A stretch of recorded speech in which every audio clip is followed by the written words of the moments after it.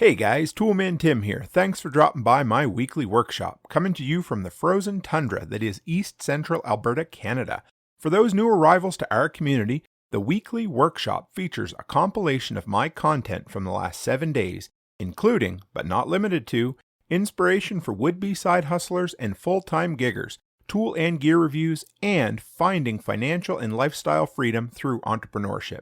And also, if you prefer your content of the video variety, you can find it all at toolmantim.co. Thanks for taking the time to have a listen, and with that, let's dive into this week's edition of the Weekly Workshop.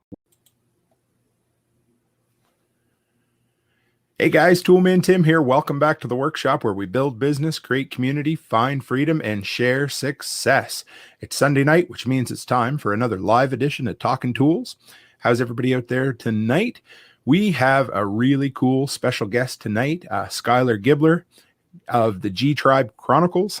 I got all that out really well. That's awesome. He's on to tell us about his incredible journey. I don't want to spoil it, but how they bought a property. I would say they really shined up a turd, a $10,000 house. They turned into an incredible thing. They turned around. Anyway, I don't want to ruin it, but he's going to tell us all about why they chose to move into the country and his journey with homesteading. So real quick, guys, before we dive in, we bring Skyler on. A couple of quick announcements. This week coming, the live stream will be Thursday because Sunday night is Halloween. So we're going to do Thursday the same time. And then the next week, we'll be back to our same time, same night. And we're going to have Brian from the Lots Project coming on talking about RV living. Super, super excited about that. So soon as we run our intro here, guys, we will have Skyler come on and we'll have him share his story with us. So hang in there.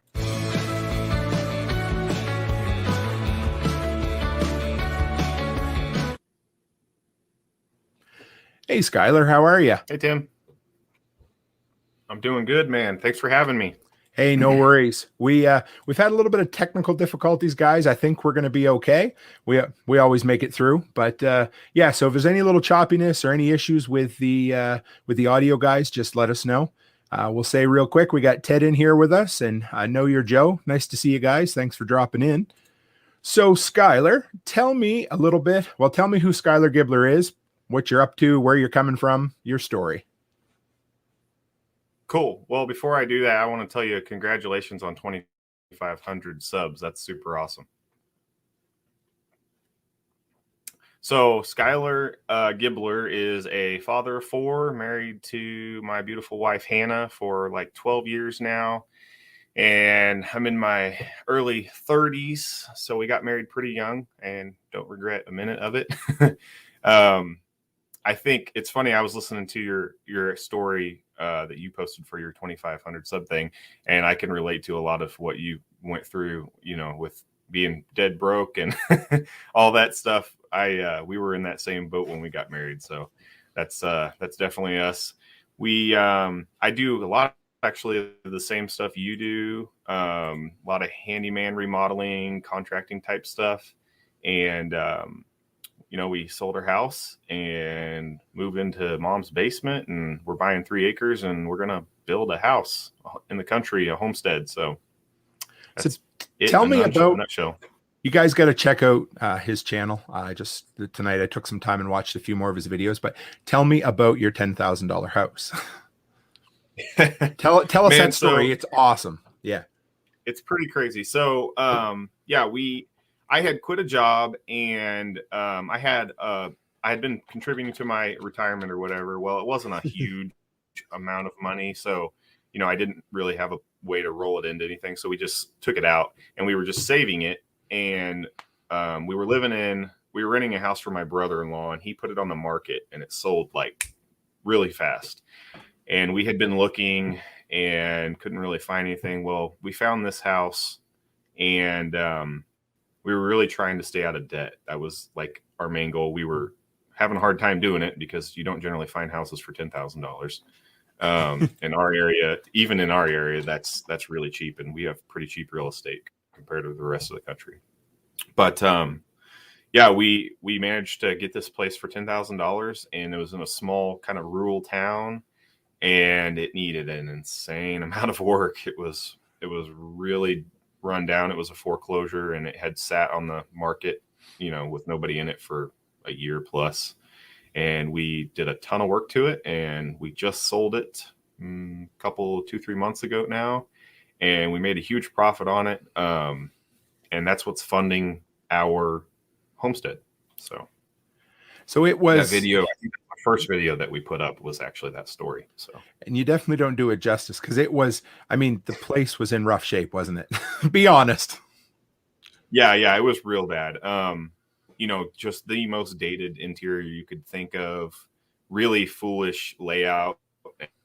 And I mean, the bathroom, just to give you an example. So the bathroom this house was over 100 years old. So the bathroom was added on after it was built, and it was just tucked back in the corner of the house. And the tub was a smaller than standard tub, and it would still not fit in the bathroom. So they had notched out the wall so the tub would fit in there. Oh. It was really bad. We pulled all the plumbing out of it. We pulled a lot of the electrical out of it. We hauled away a roll-off dumpster worth of lath and plaster.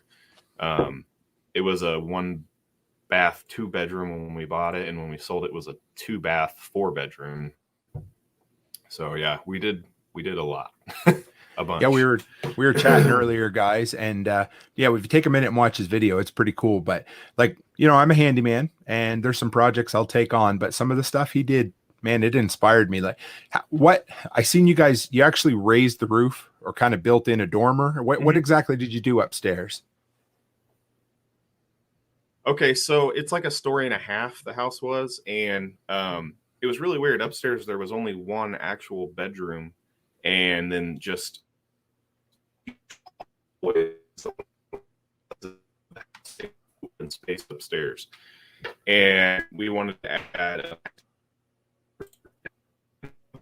so we changed the pitch of the roof. It was a very steep pitch. We changed it, to something more like this so we could accommodate a full-size bedroom in there. So we pulled down all of the rafters that were in there and extended the exterior. My hand's not in frame. It's okay. My hands. Extended the exterior wall up and changed the pitch of the roof on the back of the house, and then it made it to where we could squeeze a decent sized master and a bathroom in there without having a 4-foot ceiling. So it was quite the project. You guys were settled in there, and you had your $10,000 home that you shined up and made look beautiful. So what inspired you and the missus to sell it, and tell us where you're living right now? Well, I don't know that the missus was inspired quite like I was. I kind of sprung it on her. So we've both wanted to be in the country since we've been married. We actually kind of weird. That's another story in and of itself, but we actually grew up on the same road when we were in our teens, back when we fell in love. And that was out in the country. And we moved into town because we found a good deal on a house and we were trying to stay out of debt, but we wanted to get out to the country and couldn't afford it. And when all these house prices went through the roof, I kind of saw our opportunity to hopefully sell high. And then since we're going to do most of the work, not necessarily buy high and kind of arbitrage, more or less the house. So I kind of sprung it on her like, hey, we need to sell this house. We're going to do it. And I pretty much didn't work for money for 3 months and just banged out projects on the house constantly. So it was, you took advantage of the market then, hey? Yeah, we had to. I mean, and since then I've talked to my realtor and she's already got a lot less work. So I think we just barely kind of snuck in under the deadline. Joe, Know Your Joe wanted to know what area you're in, Skyler. Okay, so we're just south of Kansas City, Missouri. But not too far from the city. So I have worked in the city a fair bit on projects, but I'm really trying to rein it in and make it more local and try to work kind of in the county because they're more my type of people. And you're self-employed? Yeah, so I do pretty much what you do. Good idea. I do a lot of decks, a lot of remodeling, stuff like that. So how long you been a handyman? I don't know why I did quotes, but Yeah. So on my own, about 2 years. I've done a lot of it with my father and a good friend of mine while I was doing other stuff. in the past, and they really imparted a lot of knowledge to me and kind of some of the common sense that makes me make the crazy decision to tackle the stuff that I do. So I'm going to go off script just a little bit here, but so when you're dealing with a big project like that, how do you start? Like what's kind of your mental process? Because I know kind of what I do, but I always love to learn from people, you know? Yeah, for sure. Well, I mean, I always start with the bid, obviously, and so really getting into doing the stuff on my own was the hardest part, was learning how to bid stuff. Because in the past, I could make the boards go together and do the thing, but knowing how long that was going to take me and kind of seeing the potential for things to go wrong, that's the hard part. So, I usually just look at the project and I try to figure out, okay, how many days is this going to take me? And I kind of base my bids on a day rate, like what I want to make. And so I, try to give myself a little cushion. I don't mind working hard, but I don't want to kill myself. And if you bid jobs too tight, you usually, don't enjoy doing it, and it just goes south. So I usually, go that route, and then I go and figure out my material and, pitch it to the customer. And if they're happy with it, I'm happy. And then we dive in. So, and I've got, if it's something that I'm not super comfortable with, as far as something I haven't done before, haven't bid before, I've got quite a range of people I can talk to that can really help me with that, because I've got a big family in the area and a lot of them are tradesmen. So that's helps. It's nice, eh? The old timers, they call it a Rolodex or a stack of business cards. I don't know what we call it nowadays, but I'm telling you, if you don't have a group of people or other experts you can call on, I don't know if I don't want to say you shouldn't be doing what we do, but man, I'm telling you, it's a huge help, isn't it? Yeah, it's going to be hard. It's funny you say Rolodex. I was just at my grandpa's the other day, and he used to be a drywall contractor. He moved to Kansas City to learn the trade back when it first came about. And he had an 8th grade education. He grew up in the Missouri mountains, and, he was walk to school kind of guy. And I was over there talking to him about, I needed some gravel for our driveway. And he goes and busts out his Rolodex and flips through it. And boom, here's your guy. And it's pretty funny that you mentioned that, because that's dead on. Well, Chris Sticks in here, from White North Forge, he says it's still called a Rolodex. So absolutely, I don't know what I use. I use a combination of, just keeping it in my phone and notepad and everything else. But I don't know. I find in small towns, it's almost as easy to drop by and talk to somebody in person as it is to call them up and chat. Sometimes it isn't, but that's small town life, That's a benefit of being self-employed too. You can do that if you need to. Oh, I love it. And has that given you some flexibility in your work, or in this project that you and the missus are working on now? Or oh, totally. And that's really a lot of the reason that we live the way we do, is so we can have the flexibility. We have 4 kids and we homeschool them all. And so it's nice to be able to peel away from a project and help mom if she's got to go to a doctor's appointment, or, who knows what, or I can take the kids to work with me on a lot of my projects are for people that I know pretty well. And if it's appropriate, I'll bring 1 or 2 of the boys along and they can learn. Yeah. It gives a ton of flexibility, me being self-employed. And so while we do the project, I'm really going to try to only work like 1 week out of the month to pay bills. And then the rest of the time I'll be working on the house. That way we're not doing it for 5 years.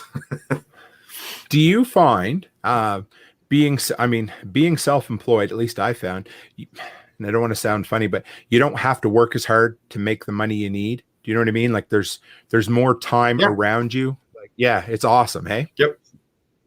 Yeah, for sure. I mean, and it makes sense if you think about it, because employees are, they're working for someone, and that person is generally marking up their labor. And so there's that wage gap in there, that they're not benefiting from. And there's some other benefits that come from being employed too. But definitely I can make a lot better money in a shorter period of time now that I work for myself than in the past when I was an employee. So it's a huge blessing for sure. Yeah. Like this year I decided knock on wood, not to work weekends. And it's I didn't make any less money this year than I did the first 3 years working 7 days a week, So it's definitely, the flexibility of entrepreneurship. I know we talk about it on here all the time, but it's nice to have other guys on here. Joseph's in here as well. He's into everything, but he has I'd call it more of a construction than a handyman business. And he has rentals and things too. And he knows about it. Oh, cool. Yeah. Very cool. You guys are doing this entire journey. You've done it so far debt-free, basically. Yes. And that's the plan, to stay that way. I say that's the plan. We won't deviate from that unless something insane happens. And then we don't have any credit, so I don't know how we would deviate from it. That's okay. But yeah, that's kind of intentional, but we should hopefully have enough money from the sale of the house to buy the land and build the house. We might get to 90% done with the project and realize we need to heap up another few $1,000s or something. But it's kind of hard to tell now, with material prices are so crazy, and so we don't really. Oh, come on! Are you serious? That's part of the reason we chose to go with the ICF, because wood was so insane there for a while, and it's gotten better, but a lot of the OSB and stuff is still pretty high, and it's the gap between conventional framing and ICF is so much smaller than it usually is. This is something I didn't know about Joseph, but I got to mention it here, guys. But he said that he's talking about you being debt free, but he said that's great on debt free. I'm approaching that for the first time in my adult life, maybe 3 to 6 months, and we will be there. So congratulations, man. Good for you. So what do you guys like? It's all fine and well to say, hey, we're debt free or whatever. Especially if there's some young ones out there or people that aren't really sure, like what does that mean? Like, how do you survive day to day? How have you guys kind of built wealth in a house or in a property without ever taking out a loan, Yeah. Well, I think this is something that's an interesting question. So I think the biggest part, because a lot of people hear that and they say, oh, that's good for you, but that won't work for me. I can't do that where I'm at or whatever. And I understand that. But the moment that you don't give yourself another option, you start getting really creative, and you start seeing opportunity where you normally wouldn't, because you're not thinking that way. And I think that is probably the biggest thing I learned from this entire process. And I'm not necessarily opposed to debt. Some people do it really well and really responsibly, and it works really well for them. I'm super disorganized, and I 100% would screw it up. Fair enough. Yeah. So that's got a lot to do with it. But we early on, we really followed like the Dave Ramsey kind of game plan. I'm not sure if you're familiar with him. It seems like you are, based on the way you smiled. But yeah, he's a cool dude. Yeah, Dave's pretty all right. I don't really adhere to his line of thinking quite as strictly as I used to, but the $1,000 emergency fund's a great first step, and kind of this baby steps for chopping down the debt and stuff. That's all good stuff. Definitely don't drive nice cars. We drive, old used cars. My wife's nice car has 290,000 miles on it, and my work van, I paid $600 for it. That's awesome. So, and we could afford nicer cars, but there's no need for it. So that's awesome. Yeah, and 290,000 miles. That's like 500,000 kilometers up here in these weird Canadian, so that's 500,000 kilometers, not that many of our listeners even, can compute in kilometers, but that just blows my mind, we're stuck on freedom units down here. You know how it is. I love my freedom unit. Somebody asked me the other day, they're like, Tim, what do you use for a tape measure? Like, does it have metric? And I kind of had to laugh. I'm like, nah, dude, like, I mean, metric exists in its own little bubble, for certain things. But I wouldn't, I could never imagine measuring something in centimeters and meters. I would be absolutely lost, Yeah, that's funny. That's I hadn't actually thought about that, but that makes sense. That's hilarious. Like you go in and you go into the hardware store and you don't order oh my goodness, like you don't order a 5 centimeter by a 10 centimeter board. It's a 2x4, right? And 8 feet long. That's funny. But then, of course, government, they get their hand in. And of course, and if you got to do a government bid or something, I'm pretty sure a lot of that's in metric now. And it's just, Oh, wow. yeah, I couldn't even. And some electrical work and some mason work is in metric. We live in this really weird, like, combination of freedom units and communism or something. I don't know what the hell it is, but it's fun, so. Yeah, colonialism or something. Yeah, we still recognize the crown, we you guys fought for your freedom, and we just kind of laid there and said, please, could we have some more? And then eventually they're like, we're tired of you, get away from us, so. But Ken's cool. Well, Ken's if you guys awesome ever too. But get a pinch, we'll help out. Oh, hey, absolutely. We thought about it. But Ken Cornelius. I always love Ken's name. His name always makes me smile because I always think of the rooster from Cornflakes. But he says they've been debt free their entire life, but we grew up in a different age. But I hear that said a lot, but it's still doable, isn't it? Because I mean, you guys are a full 10 years younger than my wife and I, right? So yeah. So when Ken says he grew up in a different age, a lot of that boils down to we've changed our standard, our expectations for standard of living in this oh day. yeah.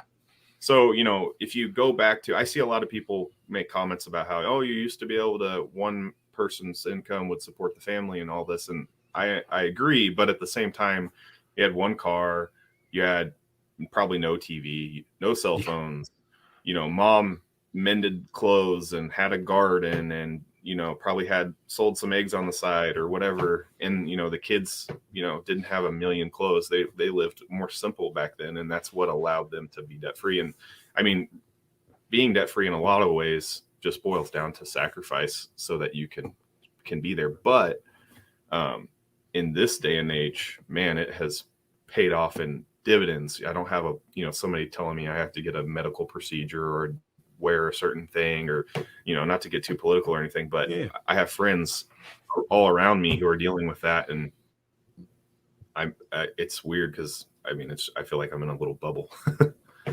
And also I'm thinking too, like, and I'm sure you've ran into it with me, but, or like same as us, but being an entrepreneur kind of insulates you a fair bit from that too, doesn't it?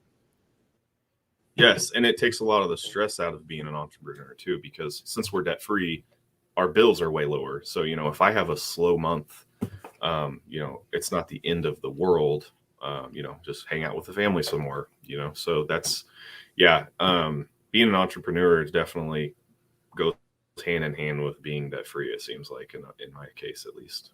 That's cool. I love it. I know we plug entrepreneurship on here, but man, I'm telling you, and I mean, Skyler is 100%, an example of it, but there's nothing better if you want to have independence and freedom than to be your own boss, because, the second best time to do something's now. And I wish I'd have done it 10 years ago, but 4 years ago was good enough. Right. And any time's better than no time. Right. So. Sure. Yeah. It doesn't come without its challenges either, as you know. I mean, you have to, everything falls on your shoulders, and you're, when the angry phone calls happen or the money getting lost happens, that affects you directly. But, it all comes out in the wash. It does. But, I'm sure you're like me, even though you take your weekends off or whatever, your brain is always thinking about work. You're always, it doesn't matter if you take a vacation or go somewhere or do anything. Your brain is always on the job. You may not work as many hours, but your brain works way more hours. For sure. Yeah. There's been a few times I wake up in the middle of the night and realize, something about a job or something. And my wife's like, what is wrong with you? Why are you fretting at, 3:00 in the morning? Yeah. I get it.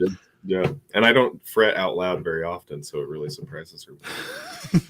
So, all right. So let's slide back. I guess, this is awesome. I love it. Like entrepreneurship, debt-free living. It's cool. So now you guys are on a journey toward homesteading. So why did you tell me a little bit about the land that you're looking at, or that you're in the process of? I think you said you've almost got it. And why did you choose to build it? It's as good as ours. Yeah. Okay. So, so we're buying 3 acres from my parents. They've got a larger chunk of land, and there's been a lot of benefits to buying from them versus trying to find some land somewhere else in our area. One is that it wasn't ever for sale. So, the timeline wasn't nearly as tight on selling the house. We knew it would be there when we were ready, which was really great. And I've always been a fan of trying to buy an old homestead instead of just raw land. Generally, there's some benefits that come with that, like, nice trees, or like we talked about before we came on, we have a really nice cistern that I'm really excited about. There was a semblance of a driveway there. We're cleaning it up quite a bit. There usually are some fruit trees on the property, maybe a pond. We do have a pond. The pond's in bad shape, but it's all right. We'll fix that. But I mean, it's not a big piece of land by any means, but we'll be able to kind of increase our independence on it. And we will kind of have access to, the larger piece of property, and we'll be doing some things in combination with my parents. Like, we won't have enough land for cattle per se on our piece, but we can team up together and kind of do that on our own if we want to. So what's the permitting process like in good old Missouri? Well, it varies by county. So Missouri is pretty chill as far as the state is concerned. I think really their only state regulation is like for septic. They don't want you daylighting your business out into the street or anything like that, which is pretty understandable. There are a lot of counties in our area that have basically no codes, maybe with the exception of, like something to do with septic. They might have you pull a permit and then, never say boo to you after that. Our county is a little stricter, but I'm kind of taking the agorist route with a lot of that. Don't ask, don't tell. Yeah. And I kind of, doing what I do, I can kind of tell what is feasible and what's not. So it kind of gives me a little bit of insight. Without getting you into any trouble or anything, what's the septic system like where you're at, or like what are your plans, or where you gonna so so we do lateral fields in our area mostly. Some people do what we call potty ponds, where they just they'll build an above ground holding tank that's open air, and everything goes into that. That's only in rural areas. That doesn't ever happen in town, but they'll let their waste go in there, and nature will more or less handle it. But we don't have the room for that. So we're going to do an underground lateral field. So Missouri has like a 27-page document with how to deal with all that stuff, how to test your soil, how many feet of lateral you need per room in the house and all that stuff. So we're going to adhere to all that stuff because we want to do a good job. We're just not going to pay people money to come bother us if we don't have to. So absolutely. Yeah. And Chris says a person could go broke just permitting a job in Alberta. And if there's a province in Canada that has freedom, it would be Alberta, but we are still, that's like saying, well, anyway, there's a lot of things we could say about that, but it's still, being the most free in Canada sometimes isn't always what it's cracked up to be. But yeah, so it can be expensive. So that's good. I'm glad. I was wondering, and because that can be a huge problem, pain in the butt process, is getting just the paperwork in place, right? So yeah, we're dealing with enough paperwork, just getting the property divided off from the larger lot. They have, each county has its own zoning laws and rules and stuff. And, some don't care. You can sell a star-shaped half acre if you want. And some, are very particular. So we have to go through some hoops to get the property divided off, but it's not terrible. And that's actually another spot where having an old house on the property benefits us, because it kind of gets us through some of the red tape, which is kind of nice. See, that's what I was wondering, because where I grew up on the East Coast in Nova Scotia, that was always a big thing, is people would always look to buy land in the country that had a house on it that they could tear down, because then a lot of times your septic or your electrical or a lot of different things were grandfathered in. So is that a little bit of the kind of that situation for you? Yeah, to a degree. it allows you to buy a smaller plot of land without having to go through a zoning board and getting it approved, versus if you were to buy just raw land or land that had a newer house on it. Okay. I don't know, I actually don't know about I haven't really looked into whether or not your septic is grandfathered in, just because I don't intend to use what's there. But sure. Yeah, that's an interesting question. I'd actually have to look into that, but it definitely comes with some of its perks. I mean, it's got its own address already, and we won't mess with anything. We'll just throw up a mailbox, so that's cool. And you are comfortable or planning on building this entire thing from scratch yourself, basically? I don't know about comfortable, but I'm doing it. Hey, I love to hear that. So yeah, so I will hire out the concrete flat work. I've done just enough of that to know that I hate doing it, and there are people who are far better at it than I am. And especially much quicker. Yes, much quicker and on a large scale. So, I mean, if you've ever done any concrete work, it can get out of hand really fast, especially depending on the time of year that you're pouring. So I'm going to hire that out. I can do drywall, but I despise it, and I have a ton of family that do it. So I'm going to hire an uncle to help me do the drywall, and he'll make it look better than I will, faster than I will. Mm-hmm. I'm hiring an architect. I could probably draw up the plans, but it's worth it to me to pay him the $2 a square foot to have his wisdom and knowledge on hand, and have a really nice set of plans that I can look at and work up all my costs and, all that stuff. So that's good. But yeah, I mean, I'm pretty comfortable. Like I said earlier, I've got all these people I can ask questions to if need be. I have plumber friends, I have HVAC friends, I have electrician friends. None of that stuff is something I'm super comfortable with, but I can ask anything I need to and get help if I have to. But yeah, we're gonna do it.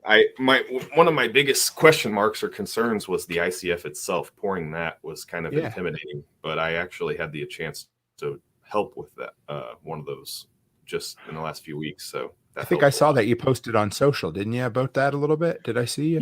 Yeah, and we have a video. Yeah, we have a video on that. Nobody really does ICF in our area. It costs a little bit more up front, and everybody just goes with conventional framing. We're not in an insanely crazy climate area, so it's not, our value on your wall is not as big of a concern as it might be in like your area or something.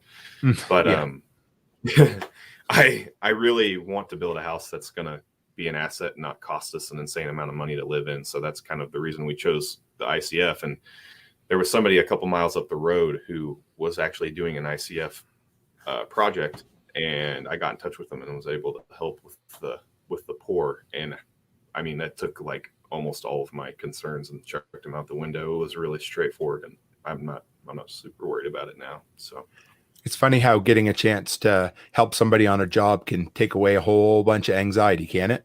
Oh, for sure. Yeah. It was crazy. And it was actually funny.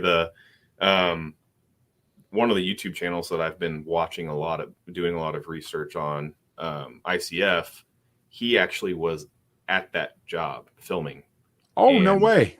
Yeah. So that was really crazy. He's been doing ICF for like 7 years. So I got to pick his brain, and we even talked YouTube a fair bit. And his channel's actually really young. He started like a year ago.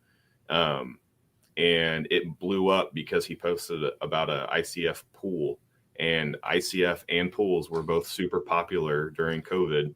Yep. And so he got like 300,000 views on that video, and he was monetized in like 11 weeks or something crazy. Oh my goodness. That's awesome. Good for him, man. I love hearing success. It's funny. Hey, whatever, just one thing. We, just up the road from me here, there was an elderly lady passed away. She was a bit of a hoarder, and there was a guy who owned a antique shop in the city, Curiosity Incorporated, and they ended up taking over this house, and they called it the Potter's House series. And I mean, the production value was as good as something you'd see on the Discovery Channel. And his first video got like 1 million views, and it just blew his channel up. And oh my gosh, it basically paid for all the renovations on the house, So it's cool, right? It's just, awesome. It's a really neat another avenue for, entrepreneurs or people with a little bit of freedom or flexibility in their schedule. Sure. Yeah, that's very cool.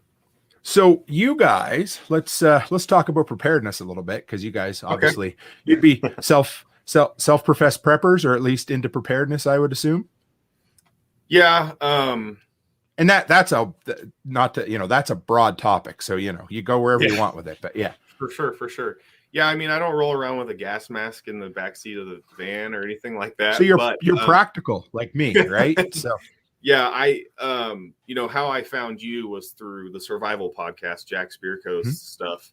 And I really kind of ascribe to his kind of line of thinking on that kind of thing. And it really goes back to being debt free and the entrepreneurship stuff. It just makes sense when you're basically the only person that can really take care of yourself, to have some extra set aside, and the tools and stuff that you need to get yourself out of a pinch and protect yourself and all that stuff. So yeah, I'd say other people, if they know me or knew how we live, they would call us preppers. Maybe not like the doomsday prepper types. Yeah, but I wouldn't call myself that either, So. Yeah. So I don't think most rational preppers call themselves that. No. But yeah, we've worked towards that throughout our marriage. And, it was pretty slow going early on because we didn't have a lot of money. Yeah, I know the feeling. Yeah. So we've kind of ramped it up, in the last few years, and we really ramped it up in the last couple. So you, obviously your wife, preppers, I guess. Yeah, your wife being a partner in on this, like she's on board with that too, is she? Yes, she is. I'm super blessed that my wife is very much, our line of thinking just parallels really, really well. And she's very forgiving and puts up with my shenanigans, but we pretty much see eye to eye on most things. And that's one of them. So I don't know if she'd be interested. It's not too hard to sell down the road. Like, I'm going to be doing more episodes with my wife, and I'm sure I would love to have you and her on sometime if she'd ever, be so inclined. So I probably could talk her into that. She's in the other room. She might hear this right now and be. That's all right. Yeah, just down the road in the new year, I think we're gonna go to 2 live streams a week, and I'm gonna have my wife on at least a couple of times a month, and I'd love to get into more talking to couples and things like that, because family's family, right? And you're not just a standalone dad or a standalone mom. We got to work together on it, right? So. Sure. Yeah. I mean, you're interviewing me, but she's probably a more integral part of the channel than I am, because she does all of the editing, a lot of the filming, and her hands are really in that. So yeah, I think that'd be super fun. She's a good editor too. You can tell her that. The videos are awesome, way better than mine. But I will. Every time I hear a compliment, I try to send it her way. That's awesome. So, okay, you guys. You just went from a fairly, a small house, but now you've moved to an even smaller kind of, I think you said 600 square feet in a basement. How have you handled your preps and your preparedness? Yep. What have you even done? Like, what did you do to kind of shift things sideways there? Man, well, it was very interesting. We had to do some strategizing. Yep. We've got some friends who are very close to us, who, if things got super, super weird, we'd probably, we would, have a mutual comfort with being in close proximity with each other. So we asked them if they minded if we stored the bulk of our perishable preps with them. And so we have the majority of our food, and, a lot of our food-based stuff is in their basement. So that took care of a lot of it, which, boy, if you've got, a bunch of food preps put up and you go to move, you really start to realize Yep. it adds up super fast. It's been a little tricky being in a small space. We're 25 minutes from the town that we do most of our shopping in. Okay. So if you go run out of something, it's not really feasible to make a trip to town unless you just have to have it. And in the past, we've had a deep pantry, where we've got multiple duplicates, of things that we use on a regular basis. And now we have less space. So we've actually just this week really tried to maximize, that space, and try to deepen our pantry a little bit, kind of recovering from the move. We don't have anything like what we used to, but it can only do what we can do. And right now we're really trying to focus on the house, because getting that goal accomplished will put us so much further down the road with, being prepared and kind of, independent. So, and that's kind of where we're at. Life's funny though. Hey, like you can try to be as prepared as you want, but there's times when you go through seasons like where you need to downsize and maybe take a chance or like I said, just slimline things so that you can maybe be more prepared and more self-sufficient down the road.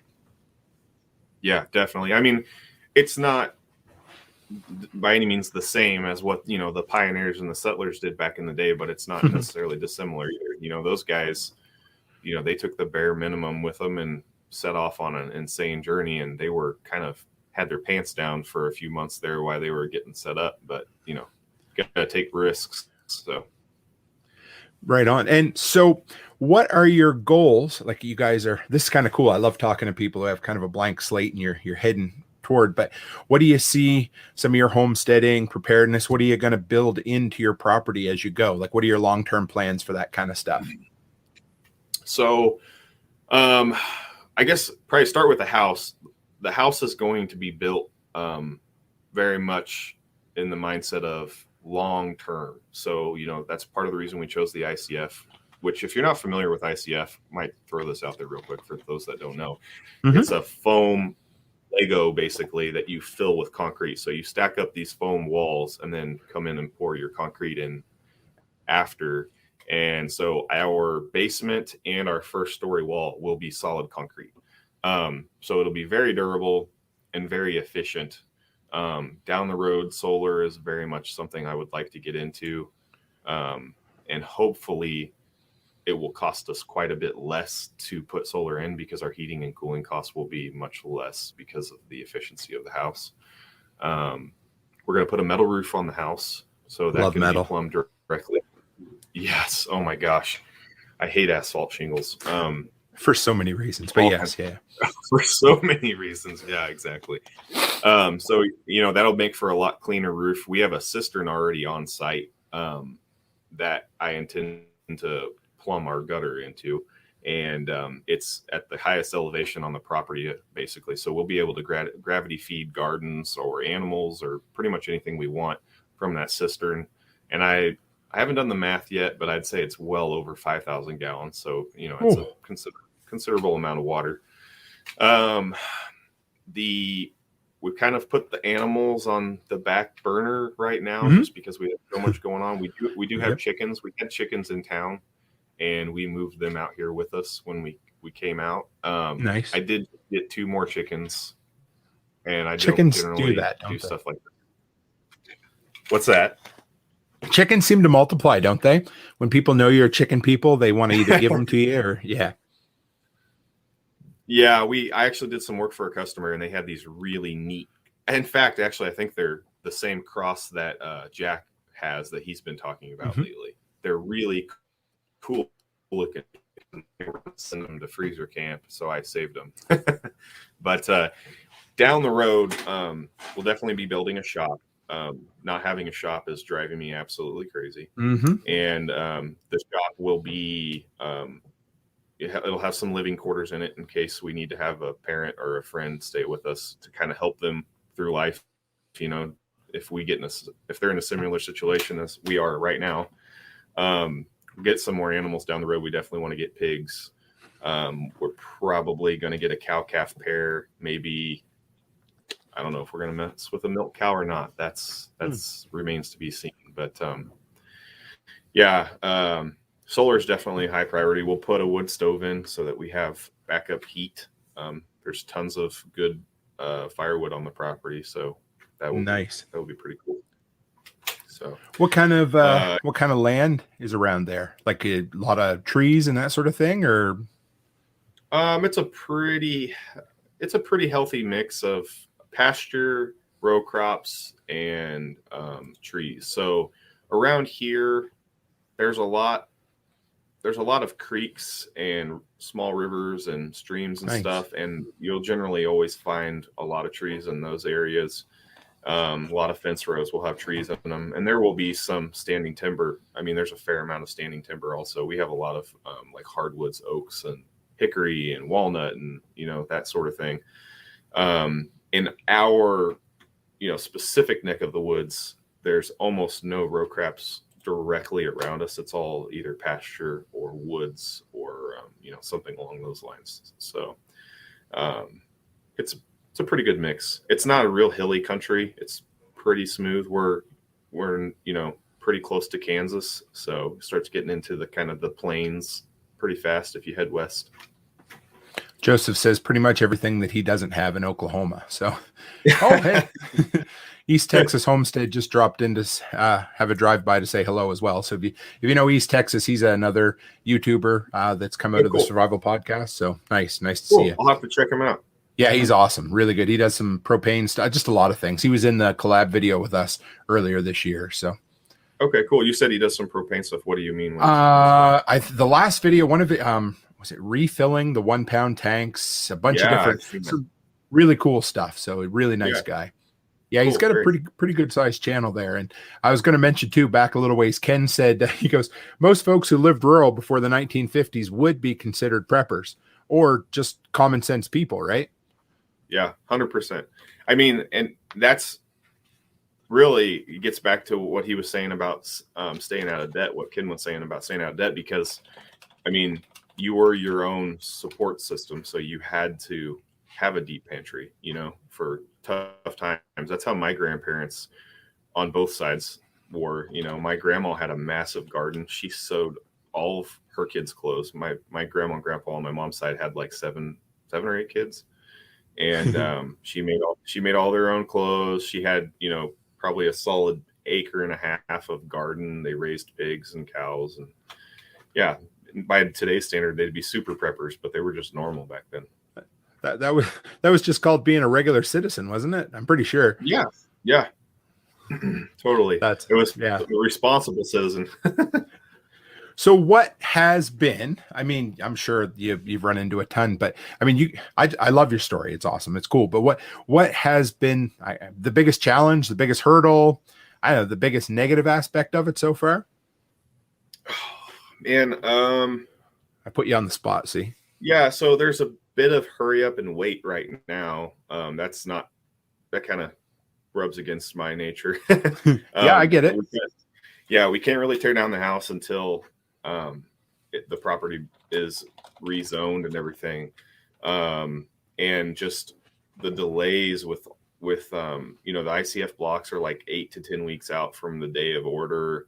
All the surveyors, all of those people are all very, very backed up. And, we're heading into winter.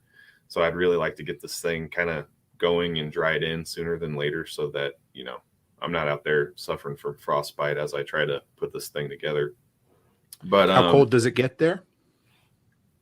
Well, it's funny you mentioned that. Last winter was pretty out of character for Missouri. I think we had some solid days in a row of negative, 10 type temperatures, which is, we definitely are under freezing a lot, but getting into the negative teens for more than one day is pretty not normal for us. But that happened a lot last year. So the complete opposite of Alberta then, pretty much. Yeah, exactly. Are you guys, I don't mind the cold, but are you guys tornado country there too? Sorry if I'm a little off on my geography. Yeah. We're definitely in Tornado Alley. In fact, we were under a tornado warning or watch. I can never remember which one's the one that actually matters. But I think warning, but I'm not sure. Yeah, that's the attitude of most Midwesterners towards tornadoes. We're pretty casual about it. But yeah, they, and that's, most houses around here do have basements for that reason, or storm shelters or something. So, that'll be. Are you guys going to build anything in for that? Yeah, we'll definitely have, we'll have a full basement, and I'm probably going to have a little corner of the basement that's actually all concrete with like a concrete, ceiling on it. Mhm. In fact, I haven't decided yet. I still have to talk to my architect a little bit more, but we actually are considering having our whole first floor be concrete. There's some pluses and minuses to that, but right now the Advantech and a lot of the, engineered floor joists and stuff are still pretty high. Mhm. So the gap is still a little closer than it normally is on cost. And, it would be pretty neat to have the entire basement be basically a bunker. That would be awesome. Yeah. Is it Yeah. So, so? Is it something you would actually get some use out of then in your area, or? oh yeah. So for in our area, like for instance, like right now I live in a basement. So it's a full basement with a, kitchen, bathroom, bedrooms, the works. And a lot of people in our area finish out their basements. So we will be doing probably 9.5 foot basement walls. And Nice. so even after the floor joists go in, we'll have, probably 8 foot ceilings. And we'll put a bedroom down there, and we'll probably stub in some plumbing for a bathroom and a kitchenette down the road, so we can finish it out and add some square foot to the house later on. That'll be awesome. Yeah, I don't know. It's neat. Like, I guess Alberta actually is probably one of the. I know it sounds funny, but like one of the most temperate weather-wise. Like, I grew up on the East Coast where, sometimes we'd get the tail end of hurricane, sometimes like a level 2 or whatever. But blizzards were horrible there. Like, we'd get, Sure. 12, 18 inches of wet, heavy snow or worse, right? But out here, Oh man. it's pretty rare. Like I'm sure you've seen, or maybe you haven't, but once December gets here, I can blow the snow off with a backpack blower like it's Florida sand. Ted's not in here tonight, but he always loves hearing that because he's from Florida, Yeah, I've seen you bust out the leaf blower to move snow around. That's pretty cool. Down here, usually the snow's pretty wet. It's not uncommon for us to get a few inches of snow and it'd be gone within 24 hours or 48 hours or something like that. But every once in a while we'll get some powdery stuff. But so, what's the most most extreme weather you'd get in your area that you'd have to kind of deal with?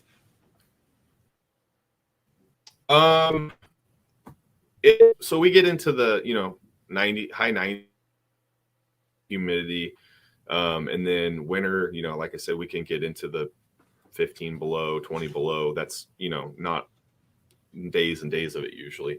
I think the most severe weather I have ever seen in my life was when I was a kid. We had a massive ice storm, and it took down power lines everywhere. It was awesome.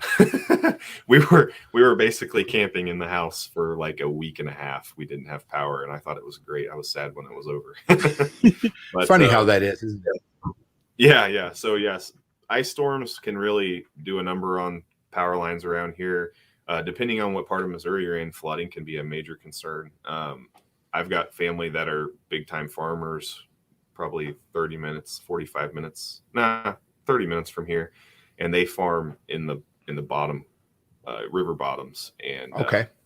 I've seen floods that can take houses and tractors and move them around. So, oh yes, sir. Okay, yeah. So it's yeah. I mean, everywhere has its weather, right? But it's cool. Yeah. I every time I talk to somebody from a different part of the country, I always love to get a feel for what life's like because it's just neat, Sure. I think honestly, though, as far as the rest of the country goes, our weather's pretty mild. We don't have forest fires. We don't have mudslides. We don't really have earthquakes.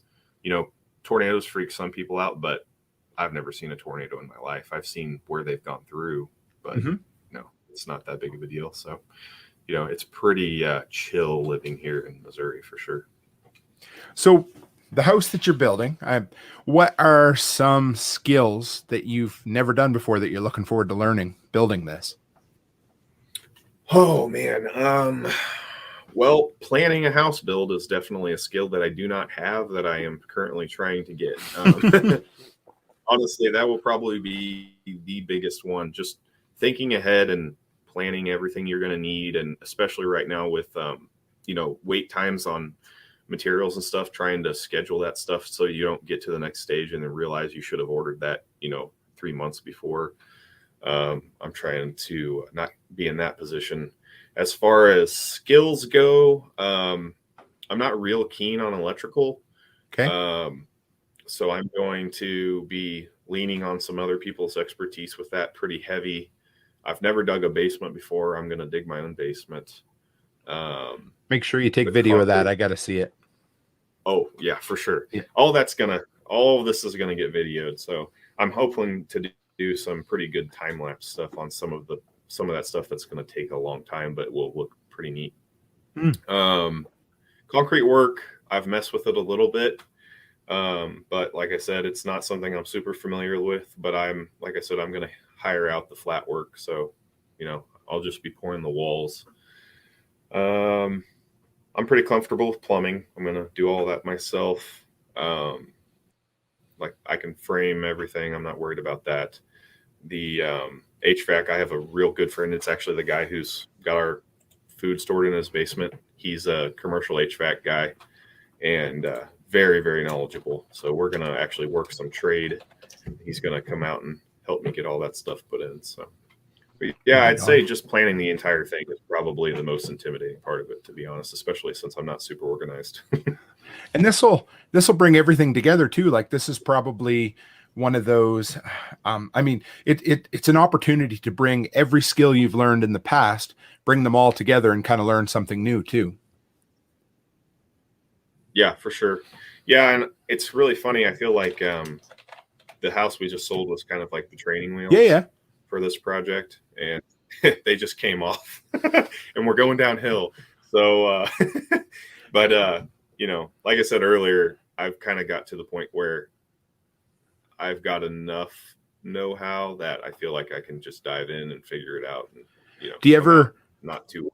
Do you ever get nervous? Like it's funny. I had to put some windows in the other day, and I hadn't done windows in probably a year. Right. So the night before, I'm like, honestly, I was nervous again. It's fun. Like it's a good nervous, but so do you too sometimes or?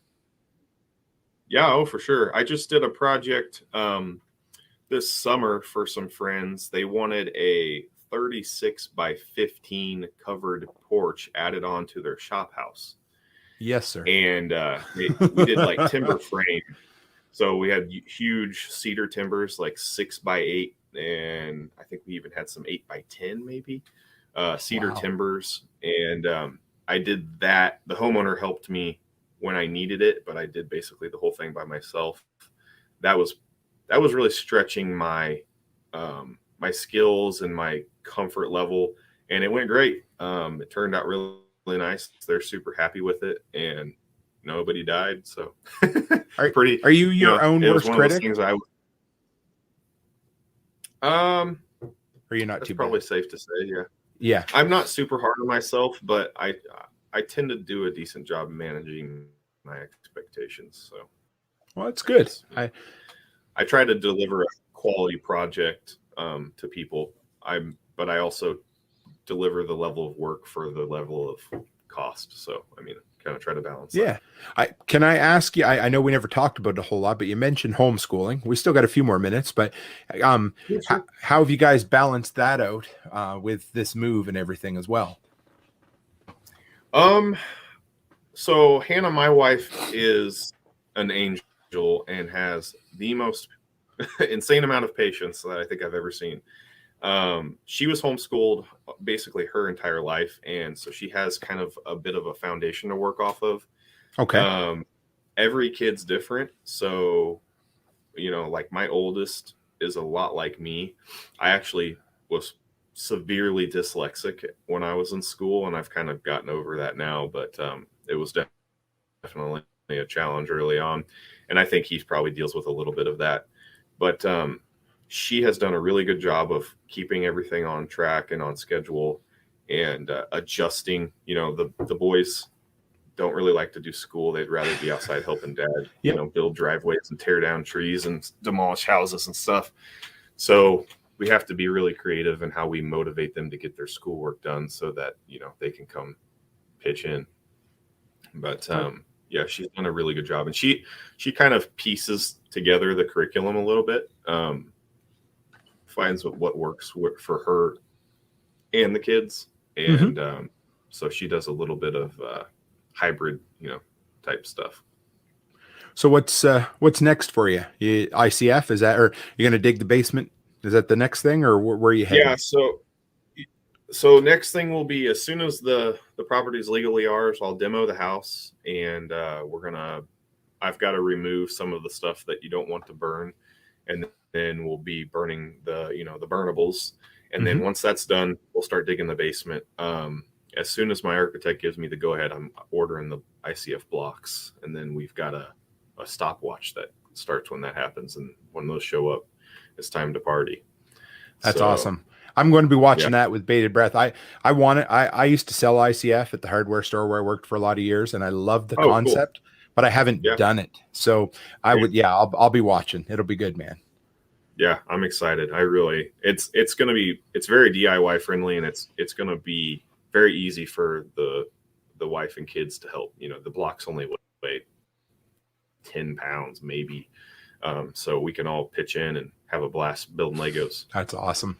So, and we're coming up on an hour here. So tell us then, where can we find you? What are your social media presences? Other people want to, definitely get out there and follow Skyler for sure. So tell me, yeah, what do you need to tell us about you? Okay, so well, we're definitely on YouTube. We've been doing that basically since we started this project, and we're working really hard to try to grow our presence there. I just kind of took over the Instagram stuff. I've got some experience with running Instagram in the past for a business I used to have. So Okay. I'm taking over that for Mama, so she doesn't have to worry about it, because it's not really in her wheelhouse, and she's working like crazy to edit videos. So we're basically on Instagram and YouTube. I have a personal MeWe account, and then we definitely want to get our videos up on Odyssey. We haven't done that yet, unfortunately, but that will be coming for sure. Our resident country music artist here, Greg Arcade, he's from Manitoba, real cool dude. He wants to know what your channel name is. Oh yeah, I'm not very good at this promotion thing, am I? It's Come on, G Tribe honk your own horn. Chronicles. Sorry, Yeah. I cut you off. Go ahead. No, you're good. G Tribe Chronicles. So if you look that up on YouTube, we've got like 80 something subs. So if you find somebody with a little bitty channel, that's us. And we definitely appreciate it. It should be in the description of this live stream. I'm like 98% sure I put it there. And if I forgot, it'll be there before it finishes doing whatever it does after the live stream finishes up. So Awesome. I really appreciate that, Tim. yeah, no worries. And guys, you got to check it out, because they have something special with their vlog kind of channel. They obviously, they're in love. You can tell that, but they get along well. They put out good content, and they're a really cool family. So it's fun to watch. Well, it's been really great talking to you. I've been watching you well before you hit 1,000 subs, and it's kind of fun talking with you and hanging out. I feel like I already know you because I watch your content, but I've had a blast talking with you. No, thanks, Skyler. We'll definitely look at getting you and the missus back on down the road for sure. So I'll if you want to hang on just a second, I'll slide you out of the video here. I'll finish up, and we'll chat for a minute afterwards. Sounds good. Thanks, guys. All right, guys. So that was an awesome interview. Thanks again for Skyler dropping on. It's great. Thanks, guys. Have a good night, Chris. It was nice having you guys in here. And like I said, next Thursday, or this Thursday coming, will be next week's live stream. So we'll meet you guys all there, same time, 7 o'clock Mountain, 9 o'clock Eastern. And guys, thanks for dropping by, because I know you can spend your time anywhere, and I always appreciate you hanging out with us in the workshop. So as always, guys, stay happy, stay healthy, and have a great week. Hey guys, Toolman Tim here. Welcome back to the workshop, where we build business, create community, find freedom, and share success. It's Saturday morning, which means it's time for another edition of Weekend Workshop. And this one is something totally different, a little more off the cuff, but we recently hit a huge milestone in subscribers that I never really thought.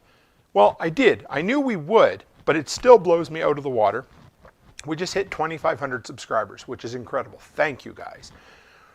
So I figured, we haven't done a subscriber special since 250 or 500. I should have looked back. I think it was 250. It's been well over a year since we did a subscriber special. And our community has grown by leaps and bounds. There's so many new names.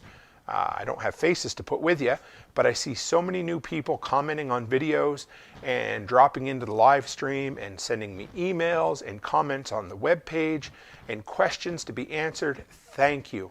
Because if it wasn't for you guys, this workshop would not be here. So thank you. And I figured, since there's so many new faces, new names to put with those faces, and so many new community members, I thought it might be time for me to go back and share my story with you. Now, if you've been here from the beginning, thank you. You may have heard this story before. And if you have and you want to stick around, great. There's no ads in this video. This is just a thank you video for you guys being there. And you know some of you who have been there since the very beginning. Thank you. So you might say, well, Tim, what makes you an expert? Well, first off, let me tell you, you know what makes me an expert? Failure makes me an expert. Failing over and over and over again and learning from every single failure has made me an expert. Am I an expert? No. Am I on an expert council for the Survival Podcast? Yep. Does that make me an expert? Nope.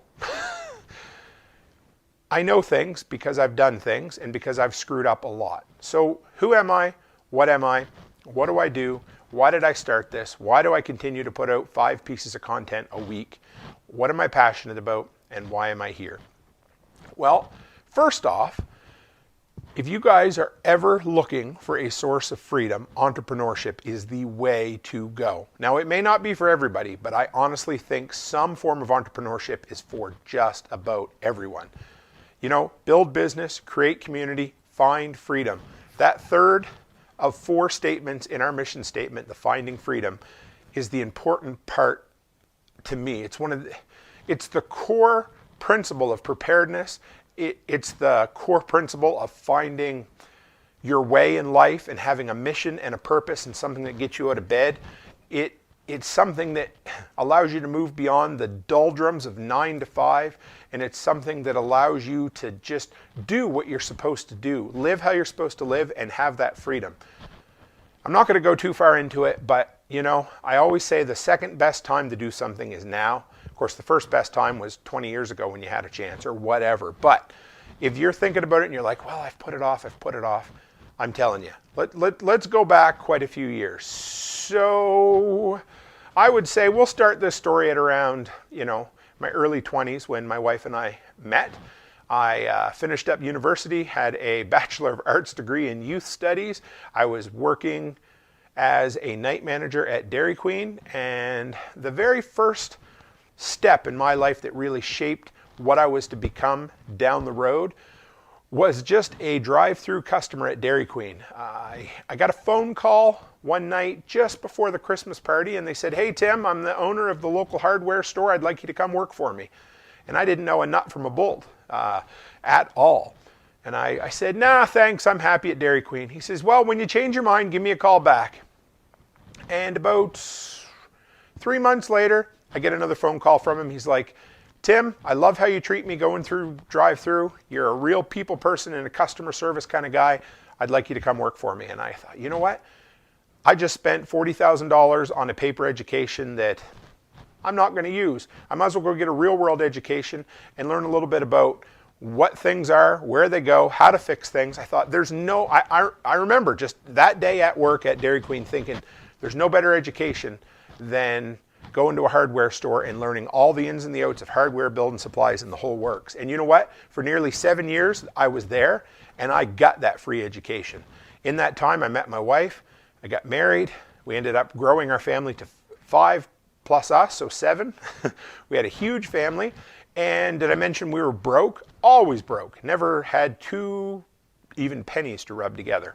So what I had to do was I had to learn how to put everything together myself, how to fix things, how to make something from nothing. I had to, you know, build fences out of chewing gum, spit, baling twine, and literally logs that washed up on the shore down in the cove in the saltwater bay. All of that. We had to make do with as little as possible, and that made me rather handy. You know, it ran in my family. My grandfather was a real handy kind of guy, but of course, my dad was too. But when I was a teenager in early 20s, I thought I knew more than he did. and just never really listened to him. So then all of a sudden I got a family, had to fix things, and Dad was a wealth of information. So I started talking to him and learning from him. And that whole nearly 7 years at the hardware store was a huge, huge education for me. So I ran with it. I learned a lot. I burnt myself out. I learned that I was incredible at sales. I loved to sell. And I learned that I didn't want to be doing that for the rest of my life because I'd probably die of a stroke. My blood pressure was through the roof. I had too many responsibilities. This was 100% my fault. I don't blame anyone else because I allowed it all to get dumped on me because I couldn't say no. So I walked away. I didn't quit. I just walked away. I left on a Friday and never went back. Yeah, I don't recommend quitting like that, but sometimes you have to do what you have to do. I took a job selling computer software over the internet for 1.5 years, did quite well with that. And in the meantime, we were still really struggling. And so we decided that it was time for me to, well, for us, for a change. And we lived on the East Coast. And I had a job offer to come out and work in the oil patch in Alberta, 5,000 and some kilometers away. I didn't even have enough for the plane ticket. I had to borrow half the money to buy that plane ticket to fly out here on the promise of a fold-up cot in the living room of my in-laws' mobile home, which I will be forever grateful for them for that. So I came out, I slept on the cot. I got 2 jobs offered to me right away. I picked the best one and I was making $27 an hour. I'd never made more than 13 in my life. It blew me away. I thought, this is incredible. So within 3 months, I found a house because this place was packed out here, hard to find anywhere. Found a house to rent, moved my family out 3 months later. But in that meantime, my incredible wife who was supporting me was back in a 130-year-old house with 5 kids, trying to work, trying to get the kids to school, and trying to keep that house together from not falling apart or down around her. And she did an incredible job. And I love her for it. And she supported me the entire time, and it was hard. There was one night, I used to have an office at the house, and Becky didn't tell me till months later, but our little Charlotte was 2.5 years old, and she came in the bedroom crying to Becky, and she said, "Daddy's supposed to be in that office." And I was 5,000 kilometers away, and I couldn't do anything about it. But sometimes you have to take a leap of faith to find out that incredible things can happen. And so we were doing well. My wife was doing well. We had our bills paid off. We decided to take a trip to Las Vegas. The first day of my wife's vacation, we'd been in Alberta for 12 months. The worldwide price of oil crashed. They called my wife in and laid her off on the spot the day before we went to Las Vegas. Very first time we could ever afford a trip in our married life. So over the next year, we hung on in the oil patch until my company folded up and I was unemployed, and I decided, hey, guess what? I am going to start a handyman business because I know how to be handy, and I didn't charge enough, and I didn't take on the right type of work, and I didn't find enough work.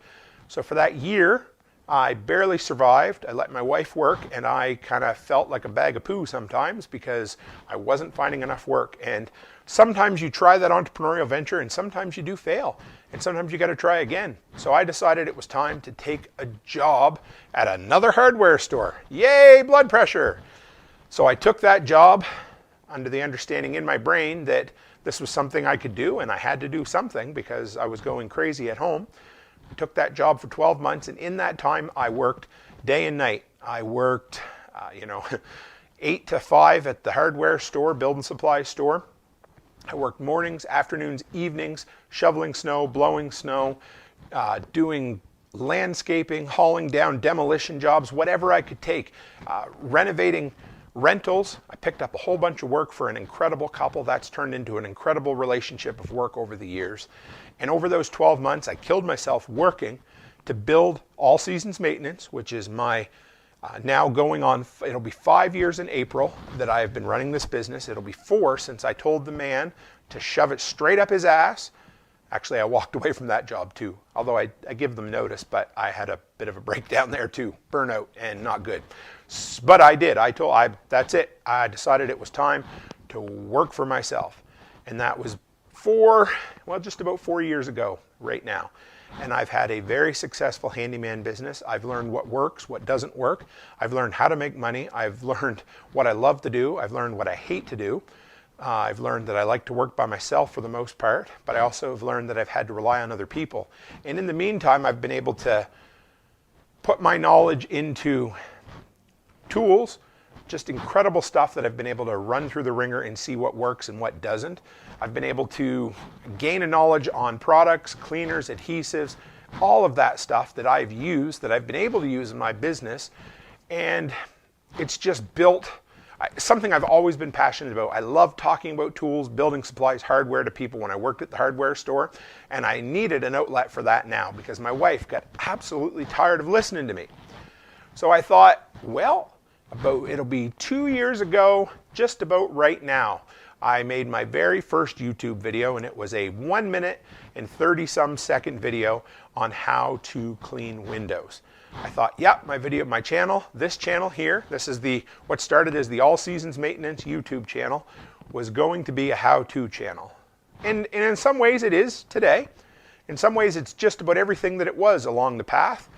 But I started out with a few of those videos, and you know what I did? I literally leaned my camera up against a wall and I talked to it. I had no tripod, I had no recording gear. That was it. Just me with this great big old terrorist beard on my face, sitting in my office talking about things. You know, 2 of those videos I made way back then are still 2 of my highest performing videos to this day. A little 2.5-minute video on how to fix sagging ceiling tiles, and another 2.5-minute video on how to paint over cigarette smoke on ceilings. Just, you know, it was stuff I was already doing in rentals, and I thought, this is what I need to do. And I started, and it never really caught on, and I thought, what am I doing wrong? So I got a note, or an offer to go on to a podcast, Living Free in Tennessee with Nicole.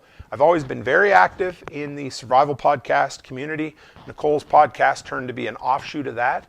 And I thought, well, I want to do that. And so I was supposed to go on around November, and believe it or not, I chickened out. I didn't want to do it. I had no interest in doing that sort of thing. And I was like, you know what? No, I backed out and I said, no, I don't think. She goes, well, why don't we reschedule? So we rescheduled for February. And over Christmas, I have a lot of downtime, and I got thinking, I'm like, this is something I want to do. I want to help people. I want to teach people. I want to inspire people. I want to share my knowledge. And so I decided that I would do a 10-part video series all on becoming a handyman with little or no money using what you have on hand already. And that 10-part series is still on my channel. It's what launched this channel 2 years ago this coming February. That's kind of the real, if you ask me, you know, the soft grand opening was 2 years ago in November, and the real launch was February when I made my appearance on Living Free in Tennessee.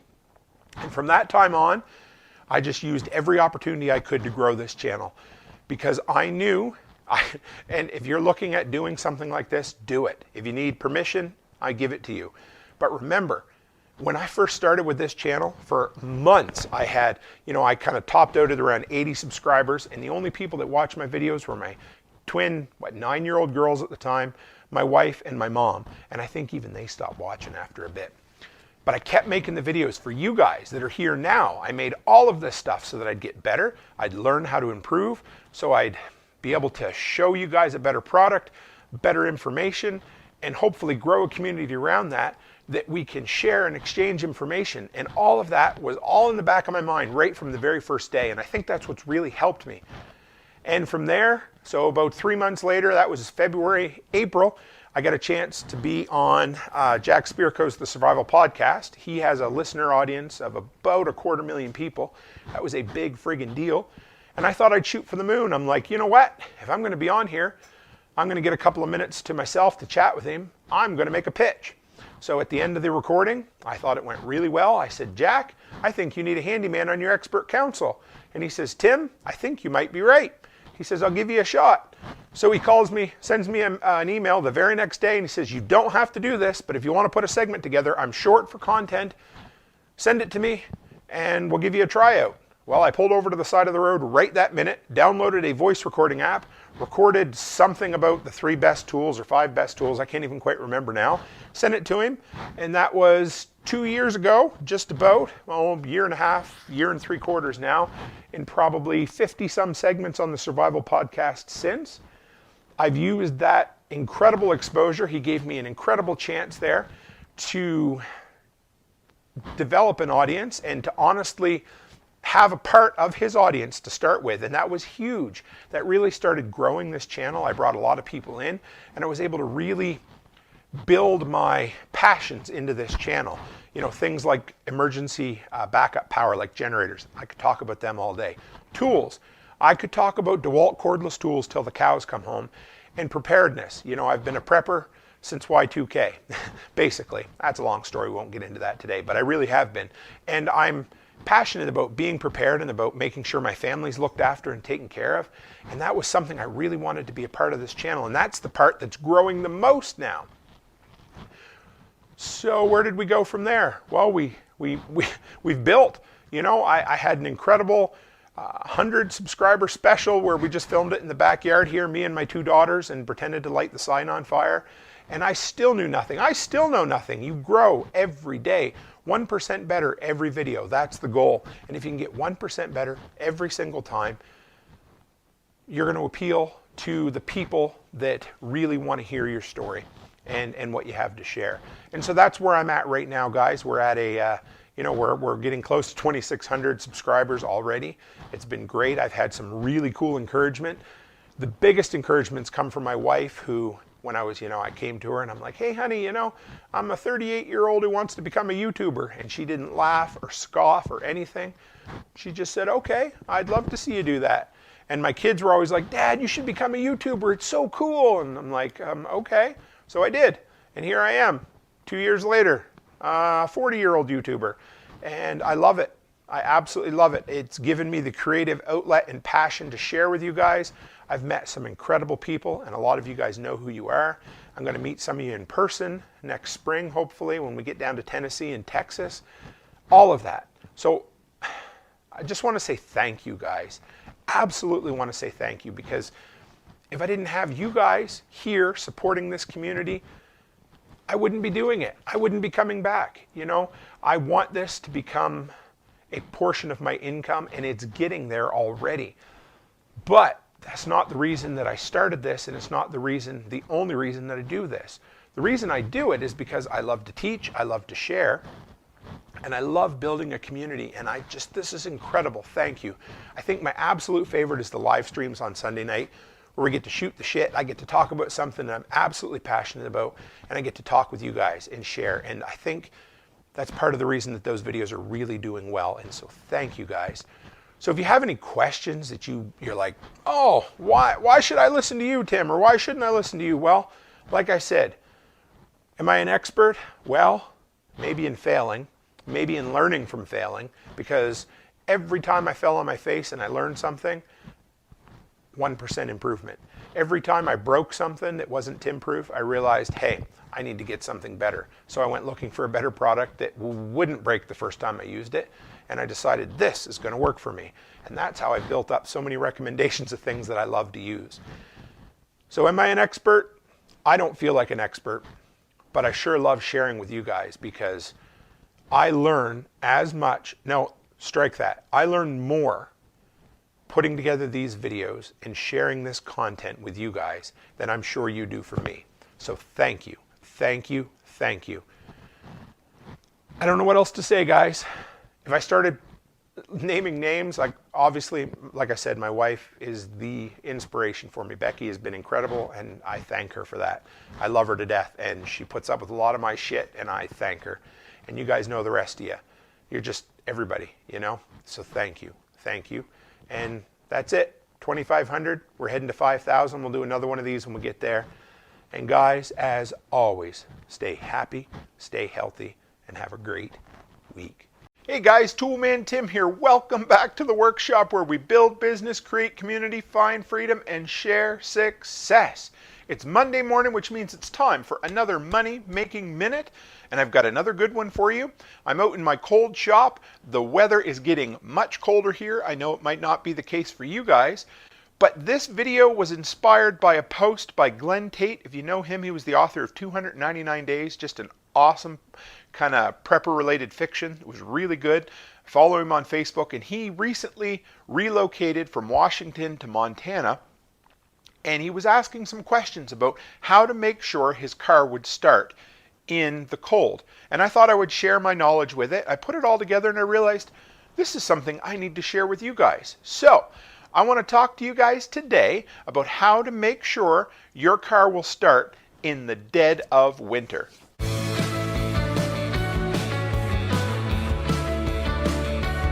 All right, guys, real quick, if you're new here and you want to know more about who I am, there it is, toolmantim.co. Run by there, you'll find the monthly newsletter, the weekly podcast, my social links, and the shop, where we have over 100 products from Amazon that I've used in my handyman business that have made me money or saved me money. Stuff like painting, hand tools, painting tools, landscaping tools, cordless DeWalt gear, and of course my favorite preparedness items. So check that out. Anything you buy will support the channel, and I very much appreciate that.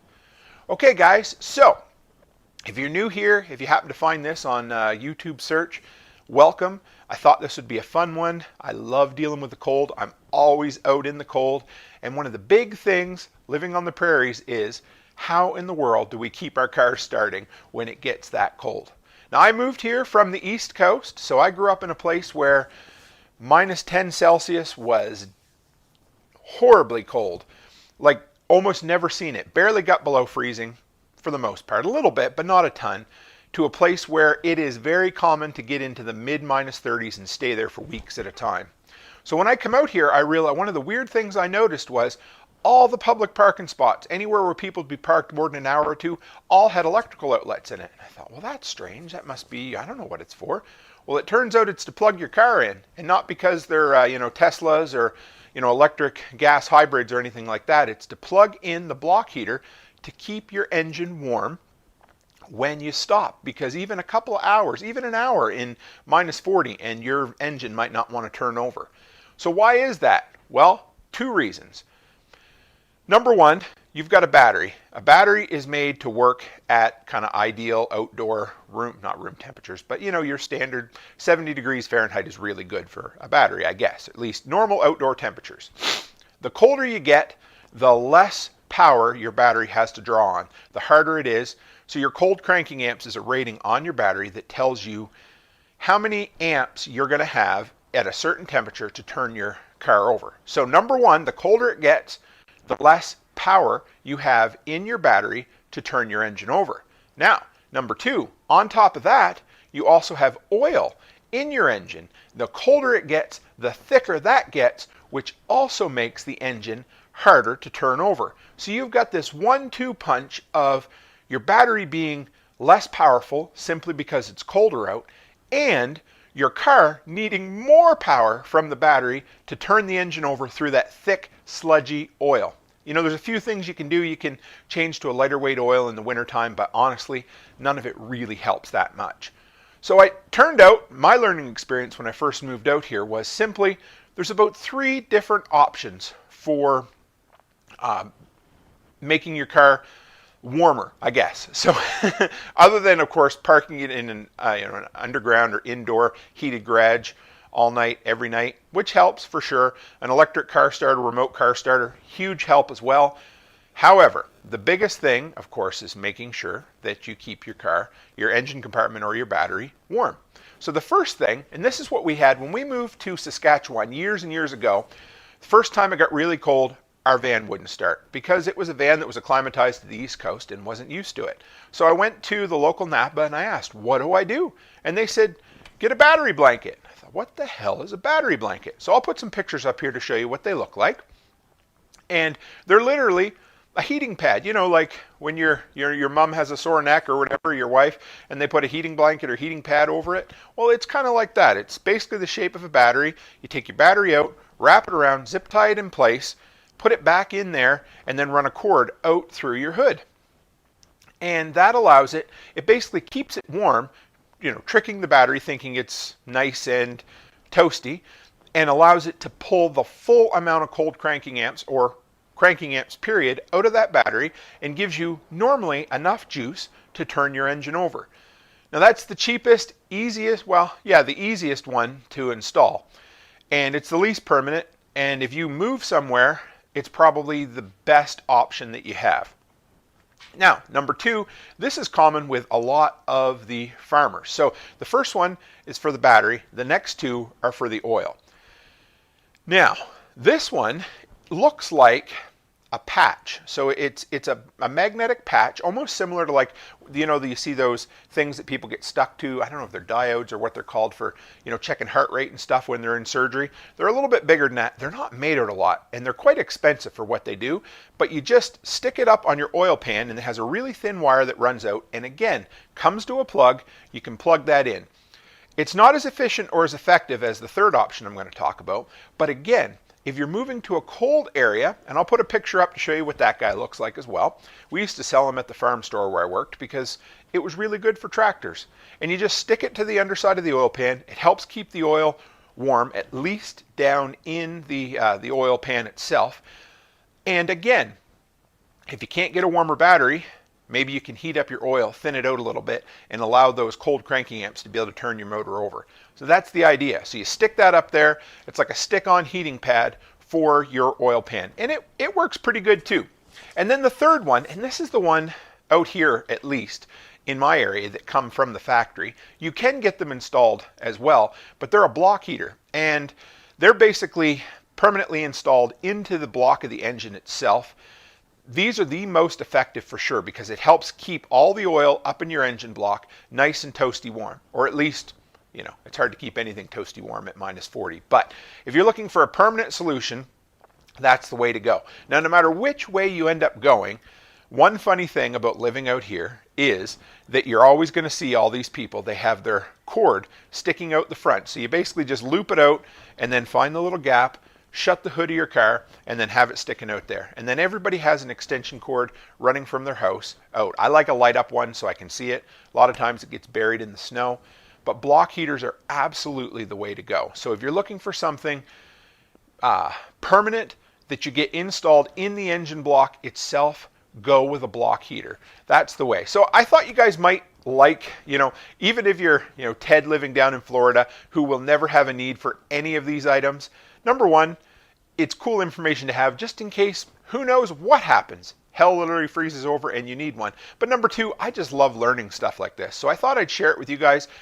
If I can find good recommendations for Amazon products, I will put links down there too for anybody who come across this video and is interested in finding a solution to keep your engine warm. But I just wanted to share with you guys the items that we use here that are a little bit different than anywhere else that'll help keep your engine going when it's cold outside. And guys, if you have another solution that doesn't require, setting your vehicle on fire, share it in the comments below. Let me know because I love hearing everybody's collective knowledge. And then I turn around and I share it in videos with other people, which I love doing, guys. So, and if you're new, introduce yourself, hit the subscribe button, stick around. And as always, guys, stay happy, stay healthy, and have a great week. Morning guys, Toolman Tim here. Welcome back to the workshop where we build business, create community, find freedom, and share success. It's Tuesday morning, which means it's time for another edition of Toolbox Tuesday, where I spotlight products that I use, interesting little finds I have, things that don't always fit into the Tool Time video segments. And you guys know that I do Amazon affiliate links, and I get a report every day, every week, whatever, of all the items that end up getting sold on there. And once in a while, something odd or neat will jump out at me, and I think, I got to check this out. So this week, that is one of those items, and it is light as a feather, but it's become kind of indispensable for me. So if you're looking for a little scraper, this Stanley plastic scraper has been really good to me. Hang in there and I'll tell you about it.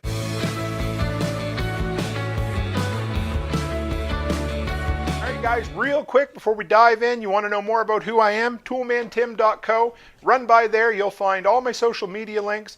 You'll find the monthly newsletter, the weekly podcast, and the shop where I have over 100 products that I recommend, stuff I've used in my business that's made me money or saved me money. A ton of different categories, hand tools, DeWalt cordless tools, landscaping gear, and most importantly, preparedness items. So if you're looking for a Toolman Tim recommendation, run by there, check that out. Anything you buy, of course, helps support this channel. And thank you, guys. Okay, so like I said, I go through that report. I love seeing neat tools. I always love looking for small, inexpensive items that will, just work for me. And one of my frustrations, you guys know I clean a lot of windows, and one of my secrets to getting a lot of that tiny little dirt and debris and stuff off is quadruple zero steel wool. And that works really well, but sometimes you just got a little more, you got to need something with a little more oomph. And I always use those stainless steel scrapers. And they're supposed to be stainless steel, but I don't know if you guys ever notice, if you put them away even a little bit damp, the whole thing just goes rusty. So when I seen this little scraper come up, it said Stanley, and I liked the brand. It said window scraper. I thought, I got to check this out. So I went online and looked. Sure enough, US Amazon, available no problem. Canada, available, but for some reason it needed to ship out of England. I ended up waiting a month for this little like $12 plastic scraper. But you know what? It was kind of worth it. So, first off, it's plastic, but it had 4.7 star rating on Amazon out of a couple hundred reviews. I thought, well, you know what? For a dozen bucks or something like that, not a big deal. I'm going to give it a shot and see. It showed up, and this is what it is. If the thing weighs 2 ounces, it's all it is, but it's sturdy. It's not going to break. It doesn't flex, and, oh, well, let me show you. First off, it comes with this cool little plastic cover. Nothing serious there at all. That fits in the back. And what I really like, I use my DeWalt carbide utility blades in these. They work great. I love them. But they're just friction fit. But they pop in there nice and tight. So what I do is I slide it in there a little bit with my fingers. Then I put the lid on and then snap it into place. That pushes it down. And as long as you're pushing forward, you're never going to have any trouble. Anybody who tries to scrape backwards with a knife, you're kind of asking for trouble anyway. But this has worked really good for getting bugs off my car windshield, for getting stickers off a windshield, like old oil check, do for your maintenance stickers, that kind of stuff. I've really enjoyed it. But it works really good to get a window nice and soaped up and just go along it. Just be careful. Don't do this if you haven't practiced, because you can scratch a window even though you might not think you can. But as far as a tiny little cheap, inexpensive scraper goes, this guy has become part of an indispensable kit for my window washing. Between my scrubbers, my squeegees, my Blue Dawn dish soap, and my quadruple zero steel wool, and my box of rags from Costco, this guy's fit in there really well. So this video is going to be a little bit shorter because what more can you really say about a plastic scraper?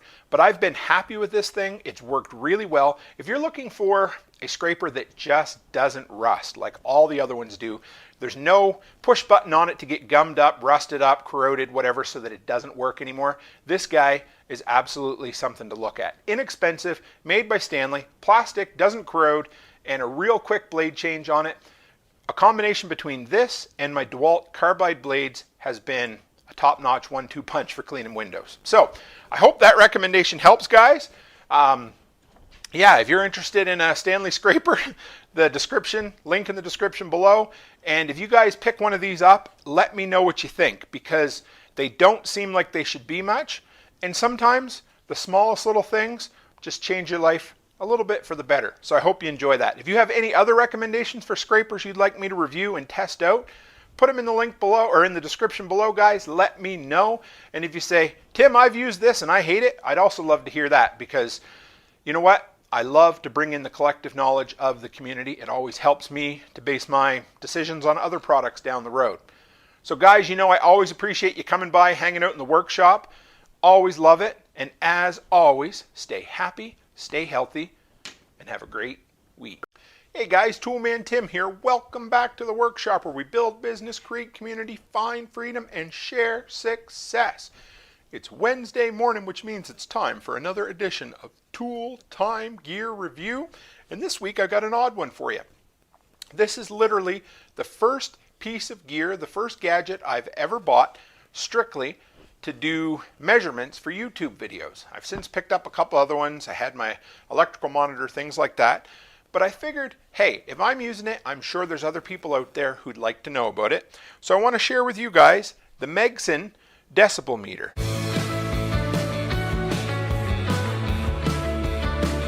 Hey guys, real quick, if you're new here, well, you wouldn't know the routine, would you? But if you want to know more about me, run by toolmantim.co. That's toolmantim.co. Find out everything you need to know. Monthly newsletter, weekly podcast, social media links, and the shop where I have well over 100 listings of Amazon products that I've used in my handyman business that make me money or save me money, solutions to problems you might have. We have hand tools, we have painting tools, we have landscaping tools, and we have preparedness items. So run by there, check out anything that meets the Toolman Tim seal of approval. All right, so this product that I picked up a while back on Amazon all came from when I did my first review of the Furman tri-fuel generator. Everybody kept saying how damn loud it was. And either I'm deaf or my definition of loud is different than someone else's. But, you know, trying to tell somebody how loud something is in a YouTube video is like trying to explain to them what the color purple tastes like. You just can't do it. The only way to do it is right there, is a unbiased third party. A monitor that can stand back at 7 meters, 21 feet, and measure the decibel ratings and let you know. So I thought, that can't be too bad. So I picked this little puppy up on Amazon. It's got 4.2 star rating out of 460 reviews, which is kind of low for some of that stuff. This thing is like self-explanatory, but I want to show you. So there's the power button, okay? This will just, wherever I'm talking, you can see the numbers going up and down as I talk, whatever. Yep, so then you can set it to max min. So if we got it set there, that's at max. So that's going to record obviously the loudest decibel reading it gets anywhere at that time. Then you can go to minimum, and that's going to record how quiet I can be, which I really can't be. Then if you want to hold the reading, you can hold the button down, or if you hold it down a little bit longer, you get a backlight. That's all there is to it. Really super simple product. Comes with a little windsock on it, which I keep knocking off because it never seems to fit the way you want it to. Takes 9-volt batteries. You know how much I love 9-volt batteries. However, I did put my EBL rechargeables in there. I'm going to start putting them in all of my little gadgets to see how long they last. Did a review on them. I like them so far. So if you're interested, you want to know a little more about it, the model number is MS-M86, and it can only measure temperatures between -4 and 176 degrees Fahrenheit, which is -20. So if you're doing sound readings at colder than -20, you got bigger issues than an accurate decibel reading meter. So I thought that was interesting. I didn't know why. Obviously, sound must have an issue in cold, and we'll talk about the decimal scale in a few minutes here because I learned something new and I thought I'd share it with you guys too. You know, the more we know, right? So it automatically shuts off after 15 minutes. So if you happen to leave it on, you don't need to worry about the battery running dead, even though if you use rechargeables, not a big deal. It has a range of 30 to 130 decibels with an accuracy of 1.5 decibels plus or minus. And it has almost an instant response time at about half a second. So basically anything you need to know, it'll do it. You guys will see in a few minutes here, I'm going to measure I just bought a brand new Stihl backpack blower. We're going to measure that compared to the other one, and we'll see. I got the BR600 and the BR800. I couldn't find a decibel rating on the 800 online, so we're going to test them side by side, and we'll see which one is louder. So if you're wondering about the decibel scale like I am, it's not a straight linear scale. It's what they call a logarithmic. So if you're interested in the decibel scale, like I am, it's not a straight, linear, kind of one-to-one progression. It's a logarithmic scale. Got the word right that time. You won't see it on the outtakes, though.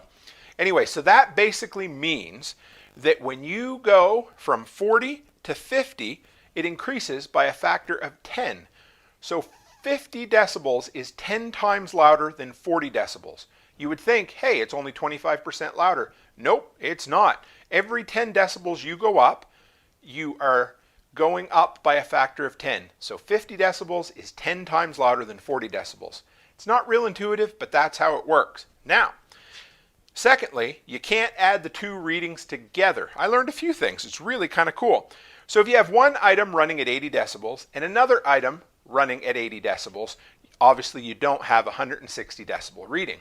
What you actually have is 83 decibels, because if you go up by 3 decibels, that's the same as doubling the loudness. So if you put two items side by side, both at 80 decibels, you end up getting a reading of 83 decibels. They double each other, and they go up 3 points on the decibel scale. I'll bet most of you didn't know that, because I sure as heck had no idea about that. I thought that was really cool. I know a lot of people know the 10 thing, but the doubling thing and the 3 points, I thought that was really neat. So honestly, for 20 bucks, this was a pretty cool toy to have. If you're the type of person that's, say, working in a loud environment and you need to know if your hearing protection is sufficient enough, or if you're a crazy guy that mud bogs like my brother-in-law and you just want to know how friggin' loud your engine really is, well, this is the tool to figure it out. Or maybe you want to start doing some review videos on YouTube. Also a great idea. But for 20 bucks, a decibel meter, I really liked it. The company is called MENGSHEN. There's a lot online, all look like this, but this was the guy that I ended up picking up because the price was right.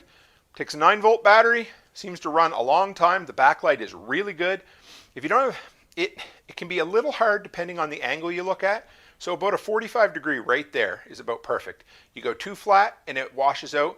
You go too high and it disappears altogether if it's perpendicular to you. So I don't know. I really like this product. It certainly meets my seal of approval.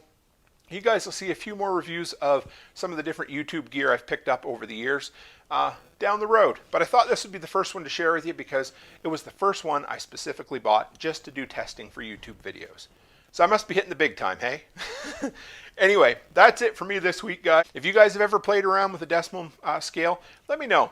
If you have another product you like, or you might, if you have a recommendation for another little gadget that I can pick up that might help me in my review videos, let me know. I love this kind of stuff. It's a lot of fun.